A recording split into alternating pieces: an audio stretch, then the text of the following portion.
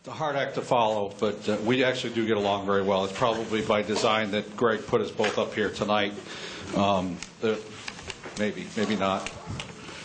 My name is Chris Casalbos. I'm the Fire Chief and Emergency Management Director here in the city. I've been here for almost 12 years now, but have been in the fire service for a pretty long time. I'm not going to bore you if there's a bio on me in your books that you can use for kindling to start your fireplaces if you so choose. Fireplaces, not any other fire. We're going to do that. I got to tell you before I start, when Gary, Chief Smith and I were talking about what we're going to do tonight, my idea was to have somebody wear the dog bite suit, set them on fire, and let you put them out.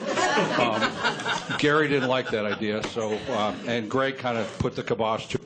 We'll just kind of go with the flow and talk a little bit about the Lebanon Fire Department. When we get done with this, what we're going to do is we're going to very scientifically break you up into groups of two. Half of you are going to go with me and look at some stuff, some equipment out back with the fire department, and the other half is going to go with Gary's crew to look at some of the police equipment. And then when we feel we've got a good handle on the time, we'll flip-flop you so that everybody gets a chance to see some of the equipment that we're fortunate to have here in the city. I've got a couple of my duty folks coming over. Lebanon Fire Department, we've been around for a while. In doing some research for this, I thought it was kind of, rather than just talk about where we are today, where we started. And the fire department was formally formed in 1849, almost to the day, which is kind of interesting if you look at the, yesterday was our birthday. I didn't get a card from any of you. I'm really upset. The voters adopted an act for making provisions for the extinguishing of fire. On October 6, 1849, the selectmen voted to spend $700 for a fire truck. I was afraid to put that statistic up there because I'm in the midst of my budget process, and if my boss found out that you could buy a fire truck for $700, it would not be helpful. To put that into context, I just ordered a fire truck that for Station 2 in West Lebanon. It's actually a combination engine company ladder. It's all built into one truck. And the total delivered price of that truck is $720,000. So I think we've had a little bit of inflation between the 1800s and today. The official beginning of the Lebanon Fire Department, I guess, would be when they had that fire truck. So we really couldn't fight fire until we had some equipment, basically.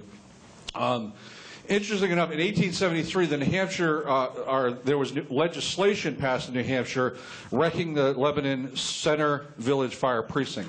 So we were formally recognized by the legislature in the, again, all in that 1800 time frame. As usually what happens with communities and forming a fire department is they usually have a great fire. I really have a hard time putting words great, awesome in front of the word fire because it's usually not a good experience, but unfortunately in history that's what we call them. We call them great fires. The first great fire occurred in 1887. Again, this is an actual picture from that fire. It's a little bit hard to see here, and we'll certainly try to get these up on the website, and I know you all have the handout. It affected 80 buildings in the downtown area, right where this mall area is. 600 men were thrown out of work, was the way that the article that I read to research this, which I thought was kind of an interesting way to put it. And 40 families were homeless. Picture of the fire station in the 1920s. That's not our current location. I'm not really positive where that was in Lebanon, but that's not over here.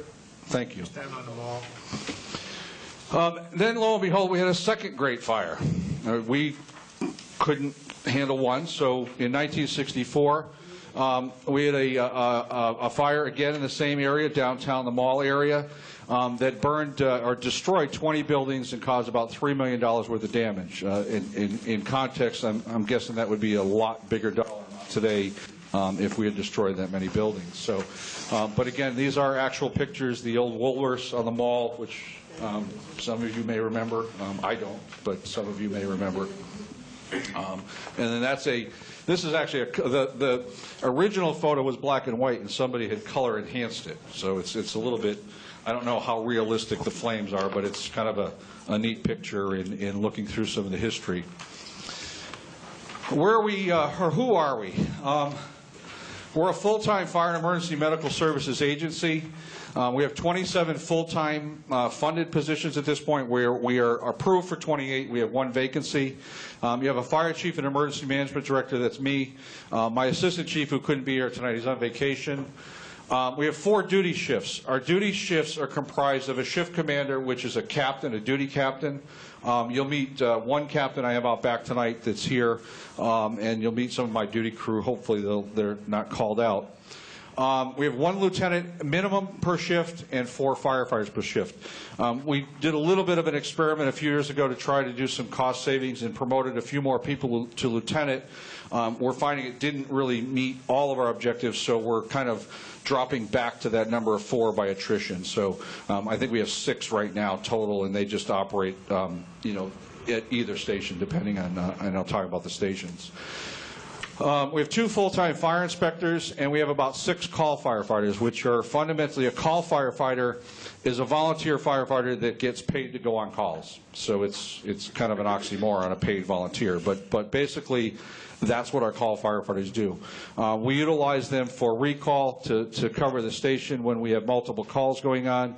We use them for major events, fires. Obviously, you saw the flash flooding that we've been dealing with since the beginning of July, front and center. So we utilize you know, our people in a lot of different capacities. We operate 2 stations. We staff 2 stations 24 hours a day, 7 days a week, 365 days a year. The station in West Lebanon on Main Street across from the Kilton Library, where you'll be next week. That was another reminder for Paula. Down in the bottom right-hand corner, there's a lieutenant and a firefighter there 24/7. So we run 2 folks out of that station, and at full staffing, we're at 4 people out of Station 1. My office is at Station 1, that upper left-hand corner window, kind of in line with the flagpole, so don't throw rocks at that window, and, you know, have the police department come find you.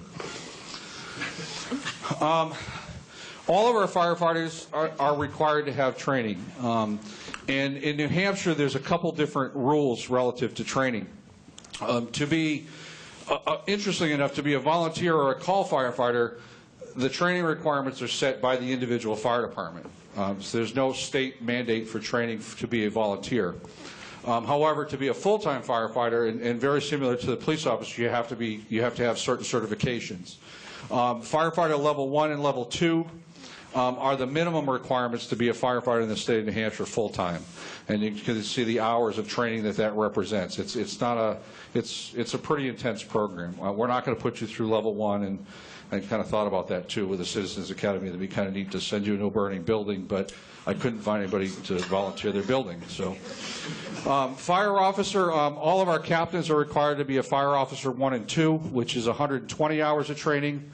And just to basically meet minimum staffing levels for fireground safety, for a single-family home, we require 16 firefighters on scene within 9 to 14 minutes of the time of the call. And the way we do that here in the city is, if I only have 6 people on duty, I got to find 10 more people. So usually that's a chief officer, me or my assistant chief. My 2 fire inspectors are also certified firefighters, so we'll use them Monday through Friday days. But we established back in 2007 an automatic mutual aid agreement with the towns of Hartford and the town of Hanover. And on any report of a credible report of a fire in the city of Lebanon, we automatically have units from Hartford and Hanover responding with anywhere from 5 to 8 people. It depends on what their staffing is that day, to supplement us, and then we reciprocate to them. And the system works great. I got to tell you, and I said this to Greg a week or 2 ago. We are a regional fire department. Fundamentally, the only way that we can meet the demands of personnel we need to fight a building fire, we have to operate within this mutual aid system. And if we didn't have it, we'd be funding probably 30 to 40 more firefighters, which is not cheap. So the system works great. I'd say it's really an equal distribution between the communities that we provide for and and provide for us. We also supplement that with the smaller call departments around us in the Upper Valley. Our mutual aid system is 45 towns on both the Vermont and New Hampshire side of the river. So we cover a pretty big area if need be.